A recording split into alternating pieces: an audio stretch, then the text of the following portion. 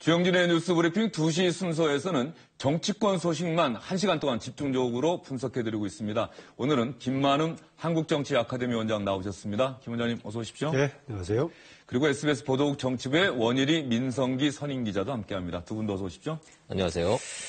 어제는 자유한국당으로 이름을 바꾼 새누리당, 이제는 자유한국당으로 불러야겠죠. 자유한국당 소식으로 시작을 했는데 오늘은 민주당 소식으로 한번 시작을 해볼까 합니다. 재미있는 소식입니다. 민주당이 22년 만에 내 집을 마련했다고 합니다. 어제 서울 여의도 국회 앞에 있는 10층짜리 건물로 입주를 완료했다. 이런 얘기가 들리고 있는데요. 민주당의 당사 마련이 그냥 흘려들을 얘기는 아닌 것 같아요.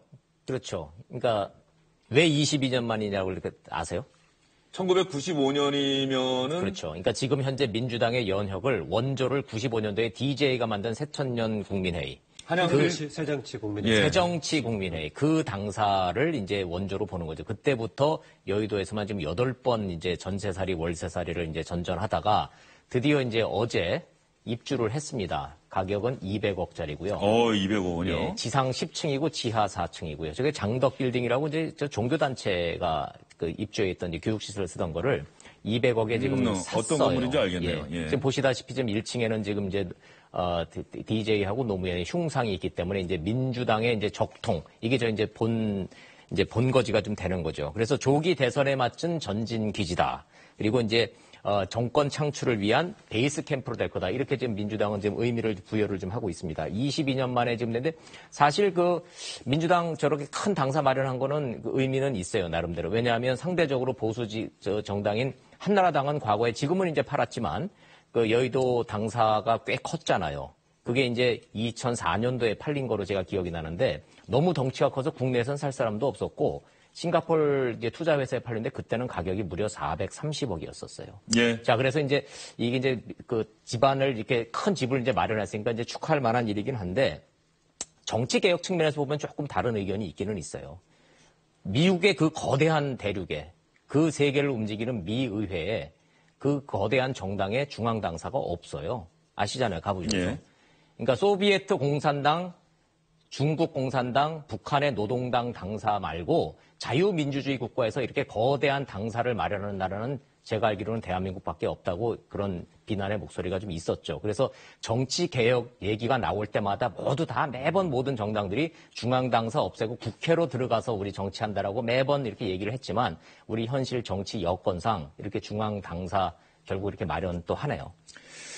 지금 말씀하신 거 들어보니까 1995년에 새정치국민회의가 한양빌딩 거기에 입주했던 기억이 나는데 복도가 상당히 좁았어요. 그런데 지금 자유한국당이 거기 들어가 있거든요. 네. 예. 그리고 한나라당 얘기하셨는데 한나라당 국회 앞에 네. 자기 돈으로 건물을 만들었는데 그때 2002년 대선 때는 정권을 잡을 것이다라고 해서 그때 빌딩을 직접 그렇죠. 구입을 했었던 거거든요. 근데 결과적으로 정권 잡는 데 실패하고 건물도 팔아야 되고.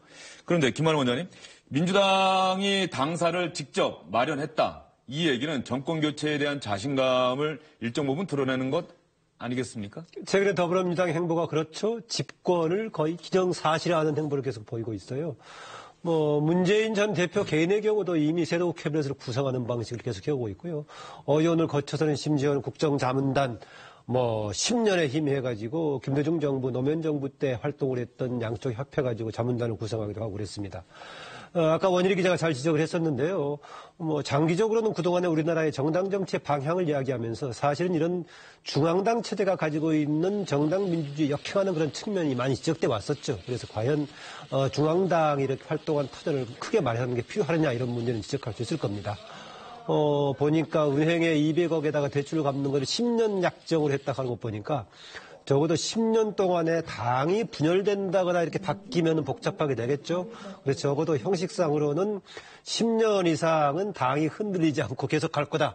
이걸 전제로 하는 것인데요. 어쨌든 간에 새롭게 오랜만에 22년 만에 당사를 마련했고 바로 그 앞쪽에 상당히 그전에 기산빌딩이든가 상당히 크게 이제 현재 민주당 계열이 있었는데 당시에도 임대에 있었는데 지금 오랜만에 큰 당사를 마련했는데 이게 집권과 국민 신뢰에 확대하고 비례해서 갈지 이게 좀 지켜볼 부분이 아닌가 그렇습니다. 그런데 지금 말씀하는 과정에서 보니까는 일시불로 돈을 낸 게 아니라 200억 원짜리에 160억 원을 대출을 받은 셈이 되는 건가요? 한 달 이자만 5천만 원. 예.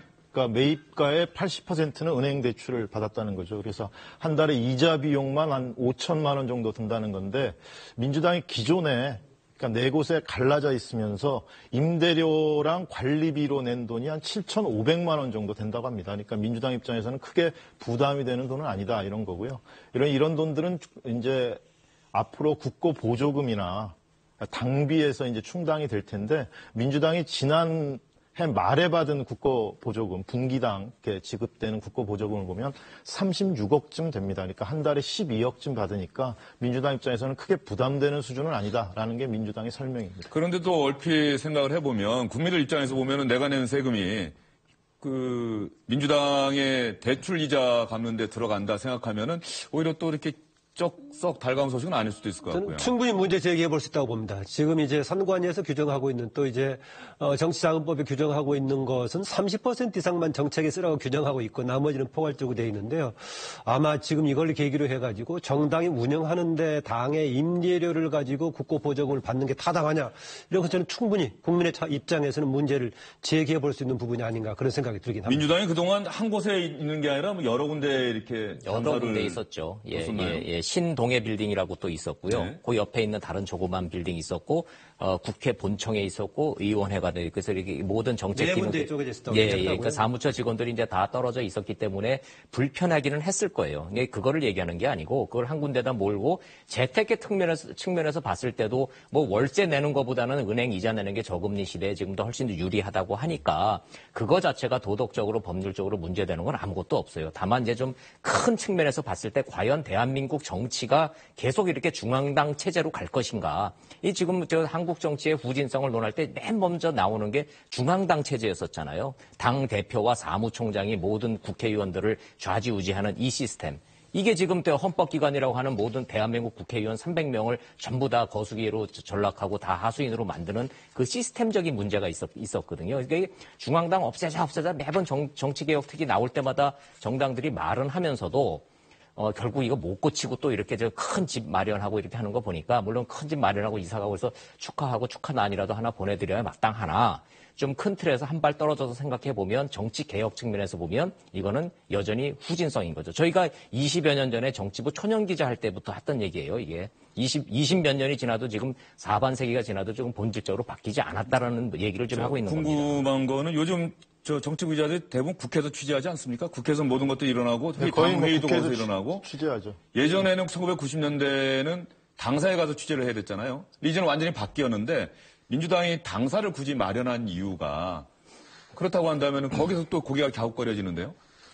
뭐 지금은 거의 뭐 그 원내 정당 이런 게 화두로 떠오른 이후에 거의 중요한 원내 회의들은 되게 국회에서 하죠. 근데 민주당이 지금 당사를 마련한 거는 역시 좀 집권의 가능성이 높다 이런 자신감의 표현일 수도 있고 선거를 앞두고 있으니까 좀 당 운영을 효율적으로 해야 되겠다. 뭐 이런 의지가 상당 부분 반영된 거로 보입니다. 대개 선거를 앞두고는 이런 돈 문제가 나오는 거 공개하지 않고 추진하지 않는 게 정당의 관례인데 이렇게 200억이나 드는 거를 이렇게 선거 앞두고 이사하는 걸 보면 그만큼 좀 자신감이 있다.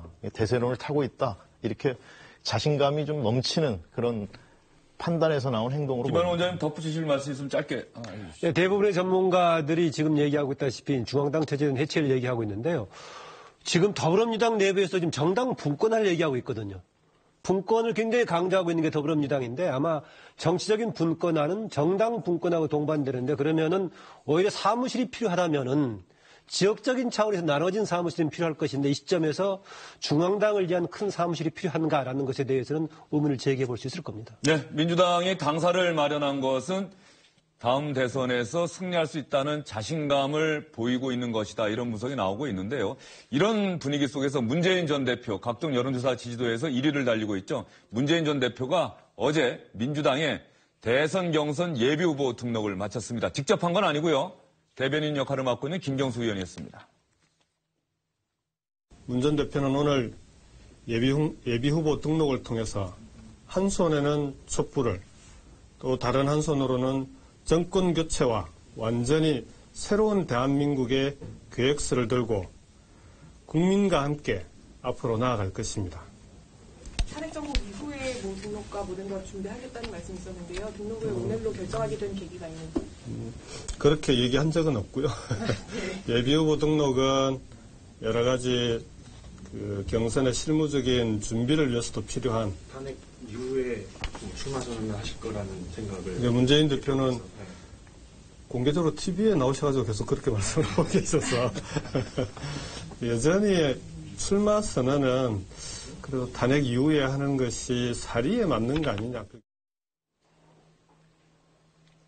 깜짝 놀랄 일이 있네요. 아직 출마 선언 안 했습니까? 그러게요. 아직 안 했어요. 지금 그리고 저 김경수 의원이 말해서 지금 저 후보 등록했던 저 장소, 저게 지금 새 당사예요. 예, 지금 이제 새 집 가서 이제 후보 등록을 했는데, 뭐, 많은 분들이 출마 선언 문재인 지금 저 막 이미 후보라고 좀 얘기가 나오고 있기 때문에 출마 선언 한 줄 아는데 공식적으로는 안 했습니다. 지금 탄핵 전에 그냥 빨리 하고서는 빨리 레이스에 뛰어들자라고 하는 의견도 있지만 문재인 전 대표 본인이 저 출마 선언은 그 탄핵 결정 이후에 하는 것이 맞다 이렇게 지금 하고 있다는 거고요. 문재인 전 대표는 뭐 후보 등록조차도 그 뒤에 하자는 입장이었었잖아요. 근데 지금 워낙 경선 일정이 이미 시작됐기 때문에 예비 후보 등록은 안 할 수가 없으니까 저는 어제 했습니다. 이재명 시장과 안희정 지사는 출마 선언한 거 기억이 나고요. 문재인 전 대표가 출마 선언을 안 했다. 앞으로 또 다시 한다. 이것도 어떻게 보면 약간 코미디 같다 이런 얘기도 나올 수가 있을 것 같아요. 이미 문재인 전 대표가 뭐 대선 주자고 유력한 대선 후보라고 하는데 이의를 제기하는 사람들이 없지 않습니까? 그렇죠. 이미 공약도 체계적으로 발표를 했기 때문에 사실상 출마 선언을 한 거나 마찬가지예요. 구체적으로 뭐 81만 개 일자리 창출 이런 공약도 그렇죠. 계속 하나 뭐 단계별로 나가고 있고 지금 행보라는 것이 사실상은 또 사실상의 선거운동 하면서 여기저기 지역 고려해서 가는 거 아니겠습니까? 어제 고양시에 공단에 방문했던 것도 일자리, 공공부문 일자리 81만 개 창출 관련해서 그것에 대한 입증해 주기 위해서 갔던 이런 거라면 행보를 하고 있는 것 같습니다. 그런데 지금, 선거인단 모집을 공식적으로 내일부터 시작을 하죠? 15일이요. 네, 내일부터 시작을 하는데 보니까는, 마감 날짜를 정해놓은 건 아니고 탄핵 종결되기 3일 전까지 하는 것 보니까 되게 그때까지 일정을 그렇게 맞추고 있는 것 같습니다. 일단은 문재인 전 대표 입장에서는 같은 행보를 하더라도 당장은 후보로서의 움직임보다는 탄핵 정국에 대응한다 이런 인상을 주려고 공식적인 출마 선언은 안 했다 이렇게 얘기하고 있는데 내용상으로는 가장 먼저 오히려 출마 선언을 했죠. 왜냐하면은 자문단도 가장 먼저 400명, 500명 가장 먼저 발표를 하고 했었기 때문에 그렇죠. 네, 문재인 전 속사정이 이게 있어요. 그 왜 출마 선언을 굳이 이제 왜 해야만 하는 거고 왜 이것이 의미가 있냐면은 내부적으로 얘기를 들어보면 선거인단을 지금 한 200만 명 지금 모은다는 거잖아요. 그러면 이제 150만 명까지는 무난히 이제 모을 텐데 이제 15일부터 시작해서 3주 동안 모은단 말이죠. 그리고 난 뒤에 탄핵이 결정되면 그로부터 일주일 뒤에 추가 모집을 해요. 그러니까 탄핵 이후에 출마 선언을 하면 선거인단 모집 과정에서 문재인 지지층을 집중적으로 그때 일주일 동안에 확 모을 수 있는 그런 정치적 의미는 좀 있는 거죠. 그러니까 그런 여러 가지 복합적으로 인해서 문재인 전 대표의 공식 출마 선언은 아마 그런 정치적 의미를 갖고 있을 겁니다. 네, 어쨌든 간에 시청자 여러분들께서는 문재인 전 대표가 출마 선언 아직도 안 했구나 상당히 뭐 의아해하실 수도 있겠다는 생각이 들고요. 문재인 전 대표가 새 당사에서 처음으로 예비후보 등록을 했습니다. 그러자 다른 후보 측에서는 기다렸다는데 이런 요구들이 나왔는데요. 토론회에 문재인 전 대표가 응하지 않고 있다. 같이 토론 한번 해보자. 이렇게 요구를 하고 나섰습니다. 국민에게 후보 각자의 비전과 철학을 말씀드리고 선의의 경쟁을 합시다. 가장 좋은 방법은 함께 토론의 장에서 각자의 소신을 말씀드리는 것입니다. 이미지 선거 또 깜깜이 선거가 되지 않도록 국민들 앞에서 철저하게 검증의 절차를 밟아야 합니다. 이를 위해 당이 앞장서서 토론의 장을 만들어 주실 것을 다시 한번 정중하게 요청합니다. 안희정 충남지사 측에 이어서 이재명 성남시장 측에서도 비슷한 요구를 했습니다. 본격적인 검증 기간 문재인 전 대표와 치열한 대선 토론으로 만나기를 기대한다. 민성희 기자. 네. 후발 주자들 입장에서는 선두를 달리고 있는 문재인 전 대표 따라잡기 위해서는 문재인 전 대표와 함께하는 토론회가 필요하다. 뭐 이런 얘기겠네요. 그렇죠. 그 토론회를 통해서 좀 추격의 전기를 마련해보자 이런 뜻이 담겨 있는 것 같은데요.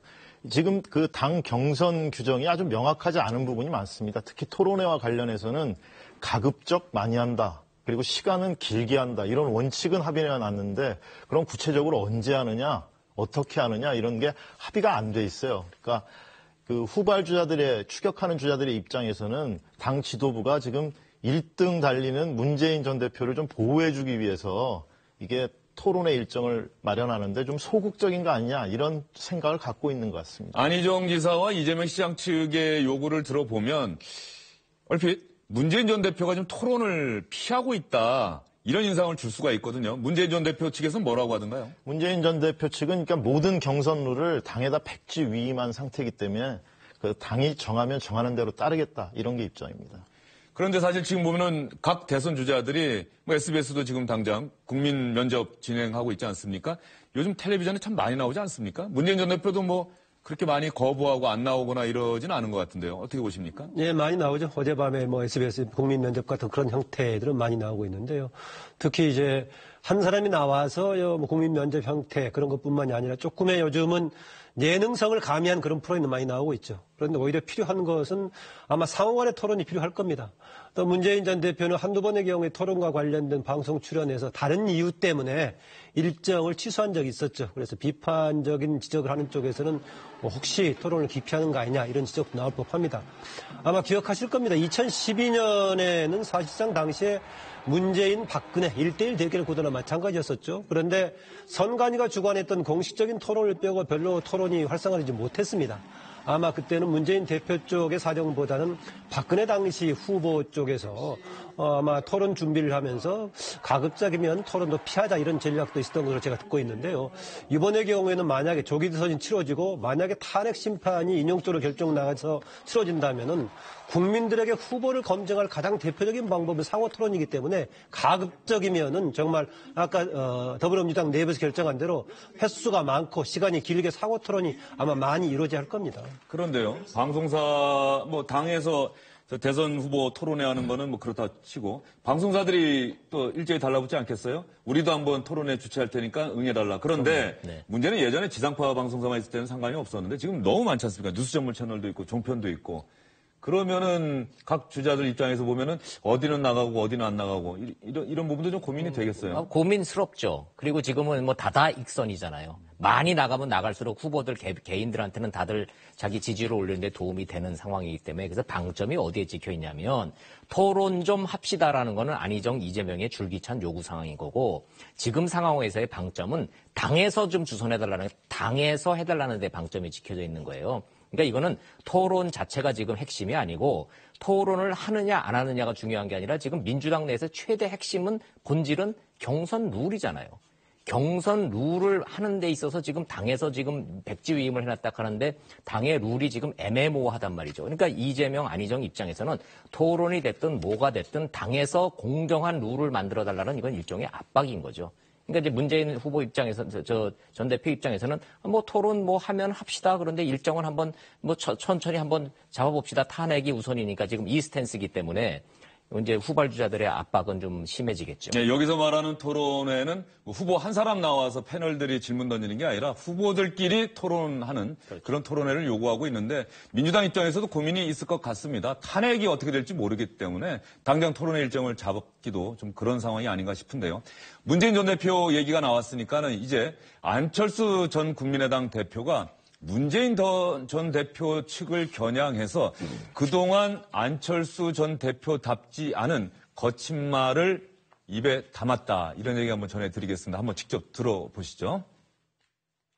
제가 후보 양보 이후에 40회가 넘는 전국 유세 그리고 3회에 걸친 공동 유세를 했습니다. 양보한 그것 하나만으로도 사실은 고맙다고 해야 되는 것이 인간으로 기본적인 도리 아닙니까? 그런데 양보뿐만 아니라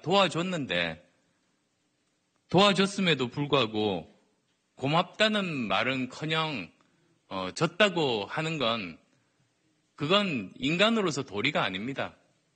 약간 더 심하게 말씀드리겠습니다. 동물도 고마움을 합니다. 그런 말 하는 건 짐승만도 못하는 겁니다. 문재인 전 대표가 짐승봐도 못하다. 그 주장을 한 사람들에 대한 겁니다. 아, 그렇군요. 안철수 전 대표가 웃기는 하는데 저렇게 거친 말 잘 안 하던 정치인인데 말이죠. 네, 뭐 요즘 안철수 전 대표의 발언 수위를 보면 독철수가 됐다 이런 얘기가 많이 나오죠. 특히 이 부분에 관련돼서는 안철수 전 대표의 입장에서는 내가 지난번에 양보했으니까 이번에는 내 차례야 이런 여론이 좀 이뤄줬으면 하고 있는 건데 오히려 지난번 대선 패배가 안철수 전 대표가 제대로 돕지 못했다 이런 얘기가 계속 그 문재인 전 대표의 지지층이 SNS에 많이 올린다고요. 그 문재인 전 대표가 최근에 내놓은 책에도 안철수 전 대표가 다 적극적으로 돕지 않고 미국으로 가서 좀 아쉬웠다 뭐 이런 대목이 있었다는 거죠. 그 내용 갖고 지금 자꾸 저 얘기하는 거 아닙니까? 그런 질문에 대해서 문재인 전 대표가 그런 대담집인데 그런 질문을 하니까 문재인 전 대표가 마치 공감하는 듯한 그런 대답을 했다. 뭐 이런 것 때문에 사실은 굉장히 기분이 나빠했죠. 그리고 그 부분은 안철수 전 대표가 당시 대선 12대, 그러니까 지난 대선 때 2012년 대선 때 선거일에 투표 끝나고 미국으로 갔기 때문에 팩트 자체가 사실관계 자체가 다르다. 이렇게 주장하고 있습니다. 안철수 전 대표가 저 얘기한 것이 지금 화면에 나옵니다만 전남 언론인 포럼에서 대답을 한 거예요. 저 얘기를 했기 때문에 호남 지역 민심을 겨냥한 발언이다 이런 분석도 나오고 있는데 문재인 전 대표는 안철수 전 대표 발언에 대해서 기자들이 물어보니까 어떻게 대답을 했을까요? 그때 양보할 때 고마움을 표현 안 해주신 거에 대해서 동물만도 못한 거 아니냐 이런 식의 한데 어떻게 받아들이시는지. 예, 그냥 넘어가죠. 또요. 문재인 전 대표는 왜 저렇게 반응했을까요? 쟁점화시키고 싶지 않았던 거겠죠. 지금 이번에 최근에 논란이 되고 있습니다만 사실상 대선 끝나고 나서요. 한상진 교수가 주도했던 대선평가 보고서를 낸 적이 있었죠. 당시 후보 단일화 과정에서 매끄럽지 못했던 것에 대해서 어느 쪽에 책임이 있느냐. 그래서 논란이 계속 있었는데요. 저는 오히려 그 중간 과정에서 안철수 의원이 조금 명쾌하게 좀 정리를 해줬으면 하는 생각은 좀 있었습니다. 그때는 그냥 자기가 모든 것을 안고 가는 느낌을 줘가지고 이런저런 뒷소리가 나오고 했는데 최근에는 오히려 강성으로 나오다 보니까 조금 부작용도 나오고 있는 것 같습니다. 전에는요.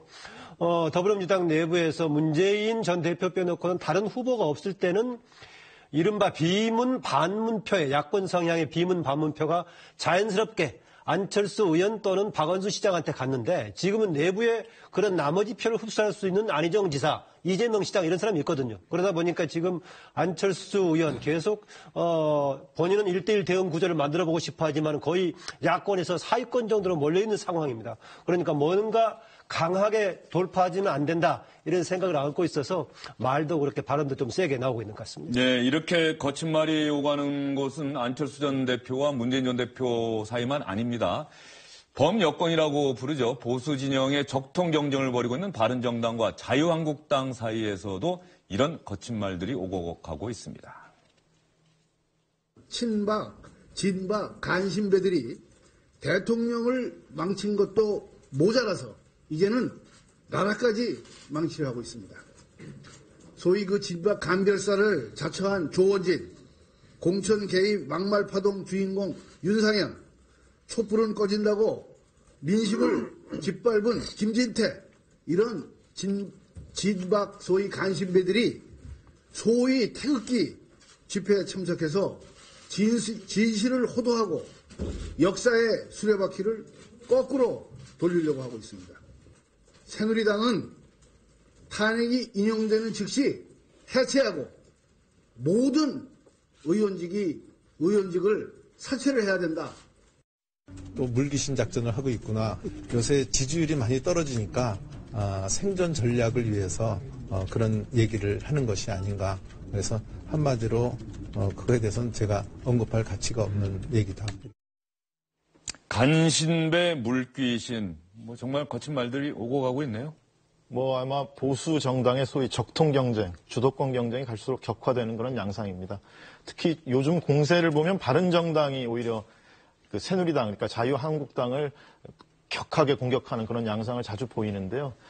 태극기 집회에 좀 인원수가 많아지고 그리고 박근혜 대통령을 지지하는 지지층들이 그 자유한국당 쪽에 많이 몰리면서 지금 바른정당의 지지율이 자유한국당에 못 미치고 있어요. 그러니까 바른정당의 입장에서는 이 추세를 이 흐름을 뒤집어 엎어야 되는 그런 절박함이 있기 때문에 공격의 수위도 높아지고 있는 것 같습니다. 민성희 기자 얘기 듣다 보니까 당명이 귀에 잘 안 익고 입에도 잘 익지 않아서 지금 바른정당 자유한국당 하니까는 우리나라 정치권 얘기하는지 좀 고개가 갸웃거려지기도 하는데요. 어쨌든 간에 자유한국당이라는 당이 만들어졌고 아마도 자유한국당 측에서는 약칭, 기자들이 줄여서 기사 쓰고 부르지 않습니까? 더불어민주당이지만 민주당이라고 부르고 그래서 약칭을 한국당이라고 불러달라고 요구를 했습니다. 그런데 다른 정당에서 한국당이 웬 말이냐? 한국당 바꿔라. 이런 요구들이 나왔습니다. 한국당이라고 그 약칭을 쓴다고 했습니다. 아메리카당이 있습니까? 니뽕당이 있습니까? 영국당이 있습니까? 어떻게 나라의 국호를 특정 정당의 당명으로 약칭으로 쓸 수가 있습니까? 저는 앞으로 한국당이라는 약칭을 못 쓰겠습니다. 앞으로 자유당이라고 부르겠습니다. 네, 이 말이 안 되지 않습니까? 약칭이라도 좀 바꿔주십시오. 국정농단의 책임을 져야 될 새누리당이 한국이라는 자랑스러운 국가의 명칭을 당의 명칭으로 쓸 자격이 있는지 이 걱정입니다. 당명만 바꾼다고 민심은 돌아오지 않습니다. 원 기자, 사실 이 한국당이라고 불러달라고 할 때부터 사실 저 논란은 예상이 됐던 거예요. 네, 그렇죠. 그래서 그걸 자한당이라고 그럴 수도 없고 결국은 이제 자유당뿐이 안 남는 건가요? 자유당밖에 안 남는 건데, 근데 과거에 신한국당이 있었었어요. 근데 저기 이제 그 당명도 당명이지만 영어 이름도 저기 문제가 되거든요. 그러니까 과거 신한국당 때는 뉴 코리아 파티였어요. 근데 지금도 약칭을 한국당으로 해달라면 코리아 파티가 되는 거거든요. 그러면 한국을 대표하는 정당이라는 뜻으로 좀 오해될 소지가 있기 때문에 저게 그냥 단순히 그냥 뭐 헐뜯기나 저 농담 차원은 아닌 것 같고, 그래서 자유당으로 불러야 된다는 저게 일견 논리는 갖고 있는 거죠. 근데 과거 열린우리당 때도 그 열린우리당에서는 우리당이라고 불러달라 그랬지만 꼬박꼬박 저 여권에서는 그 당시에 이제 야당은 이제 여루당이라고 불렀었죠. 그렇죠. 예. 기자들도 사실 우리 당이라고 쓰기가 좀 애매했죠. 그렇죠. 우리 정당 같은 그런 느낌이 있어서 김만호 원장님 보시기에 자유한국당은 약칭 어떻게 불러야 될 것 같습니까? 그대로 자기들이 5자로 풀어서 부르는 게 맞지 않겠나 봅니다. 한국당 논란도 있고 자유당 부르면 지금 스스로는 거부할 거 아니겠습니까? 자유당 그러면 이제 이승만 정권 때 이승만 정권 때 몰락했다가 결국은 4.19 거치면서 없어진 정당 연상될 테니까 하기 싫어할 거고 풀어서 하지 않겠나. 그러나 당이 우기다 보면 결국은 한국당인데 선관위에 등록할 때 약칭도 가로에서 넣지 않습니까? 그때 어떻게 할 것인가 이것도 주목되는 바입니다. 네, 자유한국당이라는 정당명이 생기면서 사실 이 약칭 논란은 이미 예상이 됐던 건데요. 여러분들은 자유한국당 줄여서 어떻게 부르실지 궁금합니다. 다음 소식으로 넘어가 볼까요? SBS가 일요일부터 국민 면접 특집 대선주자 초청 토론을 진행하고 있지 않습니까? 문재인 전 대표에 이어서 어제는 안희정 충남지사 편이 방송이 됐습니다. 안희정 충남지사는 문재인 전 대표와 어떻게 다른 모습을 보였을까요? 지원자 안희정입니다. 지원자 안희정입니다. 이 자리에 서니 마음이 떨립니다. 국민 여러분께 한 번도 경험하지 못한 정부, 한 번도 경험하지 못한 나라를 만들기 위해서 노력하겠다는 말씀 먼저 올립니다. 19대 대통령 지원자 저 안희정, 정부와 국가가 평범한 시민들의 그 인권과 상식을 배반하지 않는 나라, 저 그런 나라 꼭 만들고 싶습니다. 정치와 정부가 절대로 평범한 우리들의 상식을 배신하지 않는 나라, 그 나라를 만들겠다는 다짐으로 지원했습니다. 잘 부탁드립니다. 문재인 도우미 안희정. 이 말씀을 참 오랫동안 또 많이 들었었는데 처음에는 되게 힘들었었어요. 어떤 분들은 그러니까 좀 더 문재인 대표를 좀 세게 비판도 하고 나서봐, 각을 세워봐 이렇게 얘기를 하시는데 저는 제 소신과 포부가 있어서 도전하는 건데 왜 제 소신을 안 묻고 상대방을 우선 좀 비난해보라고 이 질문을 줍니까? 나 그런 대답 안 할랍니다라고 딱 얘기했습니다. 그렇게 얘기해놓으니까 훨씬 제 마음도 편하고 제 얘기도 좀 편해졌습니다. 안희정이 누구? 예쁨? 인지도 캐안승. 그렇죠. 아직도 저희 이름 모르는 사람 많습니다. 지지도가 크게 상승하고 있는 거 보시면 어떻습니까? 인지도가 높지 않은데 현저히 지지율 나온 것도 보면 신기한 일이죠. 그러니 앞으로 인지도가 확산되면 지지도가 어디까지 올라가겠어요? 현재 인지도를 가지고도 지지율을 의식해서 현재의 인지도를 가지고도 이 정도의 지금 태풍이라고 그러는데 이 인지도 자체가 더 넓어지면 이게 태풍이 아니라 얼마나 더 큰 부탄급이 되겠습니까? 그래서 좀 굉장히 겁이 납니다. 조절하고 계시는 겁니까? 네, 조금씩 이렇게 천천히 가요. 알겠습니다. 네, 이 국민면접 만드는 최태환, 최삼호 PD 벌써 닷새째 집에 못 들어가면서 편집하느냐고 고생하고 있습니다. 오늘은 이재명 성남시장 편이 밤 11시에 SBS를 통해서 방송됩니다. 그리고 주영진의 뉴스 브리핑에서도 내일 안희정 지사가 나옵니다. 저희는 다른 방식으로 검증 한번 해보도록 하겠습니다. 이번 주 금요일에는 손학규 전 민주당 대표, 다음 주 화요일에는 이재명 성남시장 나옵니다. 세 분 오늘 말씀 잘 들었습니다.